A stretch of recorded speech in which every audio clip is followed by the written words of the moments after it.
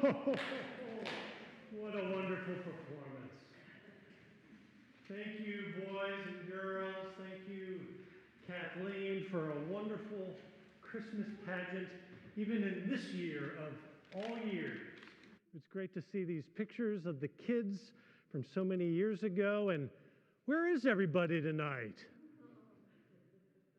Every year I come, these pews are full. Well, I guess between the storm and the plague, everybody's cleared out. And believe me, back in my city of Myra, when the plague came, the city cleared out. But you know who stayed? It was the Christians. The Christians stayed in the plague-struck city to care for those who had been left behind, who were too sick to flee. But that's a different story. We're here to tell the story of Christmas. Allow me to introduce myself. I am Nicholas of Myra. The church made me Saint Niklaus. And you know me as Santa Claus. Oh, and I was well known in my day as the bishop of the city of Myra in Turkey. And I'm astonished to see what I have become 2,000 years later. The most famous gift giver in history. Oh. And just look at me now.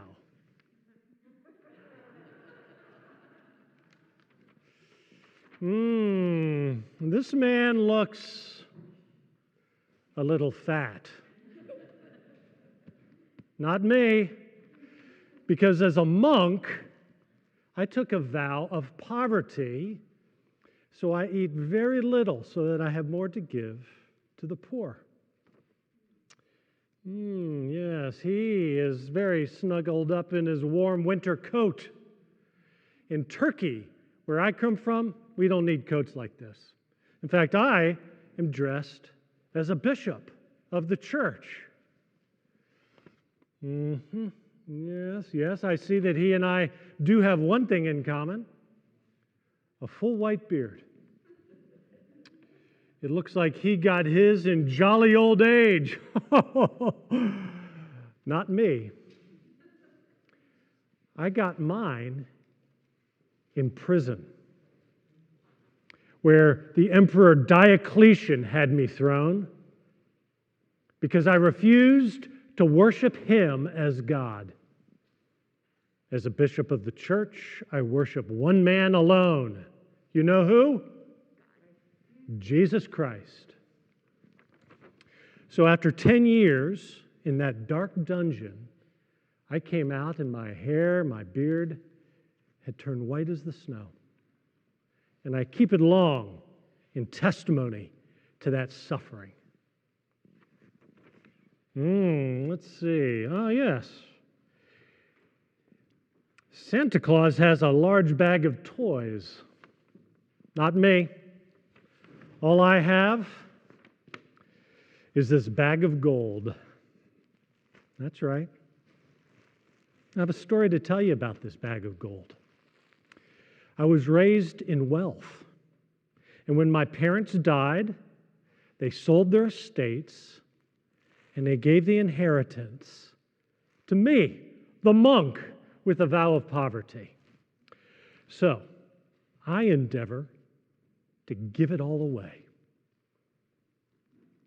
to the last gold coin. And I just so happened to have a great chance to do that. When this family in my town of Myra became destitute, he was a trader in goods in Greece and lost everything in a shipwreck. On the edge of starvation, this father decided that he would sell his 3 daughters into slavery so that they could eat. Well, when I heard that, I knew I had to help. Because Jesus said, "Let the little children come to me," yes? He said it's more blessed to give than to receive. So I took my bag of gold in the dark of night and I snuck up to that home, and finding the hole in the wall where the smoke from the chimney comes out, I dropped gold coins into each of those 3 girls' socks drying by the fire. And when the father woke up in the morning, found this great windfall, he repented of that wickedness of selling his daughters. And you know what? I have a little gold left over. Would any of you like some? I have these in plague packaged portions.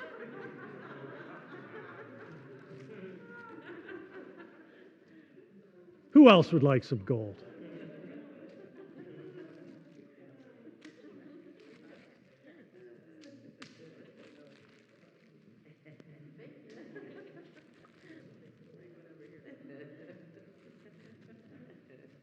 That's a man that looks like he wants some gold.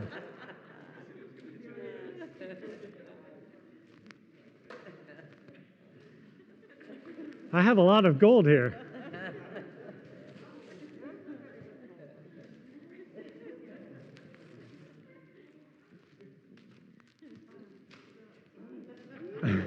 Oh, that man's quick.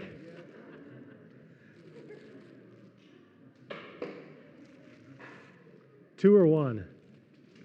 Let's make it 2.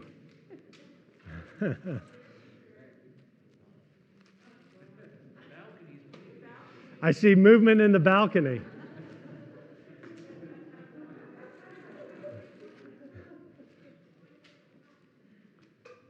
Who else?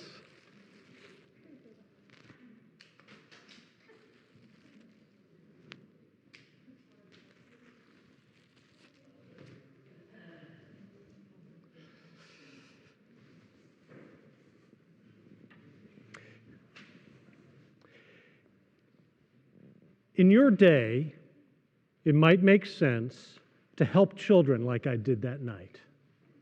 But in my day, that was a strange act. Because in the pagan world of the Roman Empire, compassion was seen as weakness, as bad taste. Because the gods that ruled that world were grand and they were cruel. And those with power and wealth and beauty and privilege, they ruled in the likeness of those gods, without thought to the weak, to the poor, to the different, to the elderly, or even to children. From the emperor of Rome right on down to that destitute father in Myra. No thought. But Jesus, born this night, changed that world. If the mighty God can be born a helpless baby in a manger, then every human being has a dignity endowed by their Creator that no pagan could ever imagine or take away. And that baby born grew to be a man, Jesus of Nazareth, who confronted power with love. So now the weak can stand up to the strong, which is what my name means. Nikolaos means power for the people. I watched with my own eyes that pagan, cruel, wicked Roman Empire convert from Caesar to Jesus. It happened in my lifetime. Jesus brought down that cosmic architecture of divine power and human privilege. He transformed it all. And you watch. He'll do the same in your world today. So boys and girls, don't think of Santa Claus as a jolly old fat man. And don't think of Christmas as a time to give and to get gifts. Because the greatest gift that you can ever receive was born in that manger. And I hope you'll use this Christmas season as a time to get to know Jesus better. Amen. Great job, boys and girls. Let's celebrate Christmas.